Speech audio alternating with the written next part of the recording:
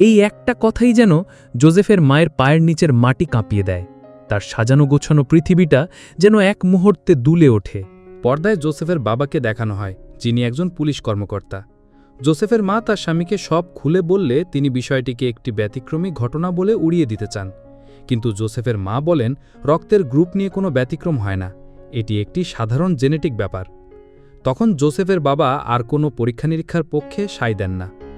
রাতে পুরো পরিবার একসাথে খেতে বসলেও জোসেফের বাবার মন খুব খারাপ ছিল। ঘুমানোর আগেও তিনি গম্ভীর হয়ে চুপচাপ বসে থাকেন। তার স্ত্রী স্বামীর মনের অবস্থা বুঝতে পেলে বলেন, আমি জানি তুমি কি ভাবছ। তুমি ভাবছ বিয়ের আগে আমার প্রেমিকের সাথে কোনো অবৈধ সম্পর্ক ছিল কিনা, কিন্তু আমি তোমাকে পরিষ্কার করে বলতে চাই আমাদের মধ্যে তেমন কিছুই হয়নি। আসলে জোসেফের বাবা মনে মনে সন্দেহ করছিলেন যে জোসেফ হয়তো তার স্ত্রীর প্রাক্তন প্রেমিকের সন্তান। পরদিন জোসেফের মা আবার তার ডাক্তার বন্ধুর সাথে দেখা করতে চান। তার বন্ধু জানান তিনি এই নিয়ে অনেক খোঁজখবর নিয়েছেন। তিনি জিজ্ঞেস করেন, তুমি কি একটা জিনিস খেয়াল করেছ? জোসেফের চেহারার সাথে তোমাদের দুজনের কারোরই কোনো মিল নেই। জোসেফের মা উত্তর দেন, তাতে কি, জোসেফ তো জোসেফের মতোই দেখতে। ডাক্তার তখন বলেন, জোসেফের জন্ম হয়েছিল ১৯৯১ সালের ২৩শে জানুয়ারি বৃহস্পতিবার হাইফা শহরের এক হাসপাতালে।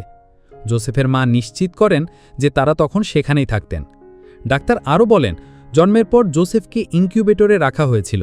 তুমি হয়তো জানো না, সেদিন ইনকিউবেটরে জোসেফের সাথে আরেকটি শিশুও ছিল।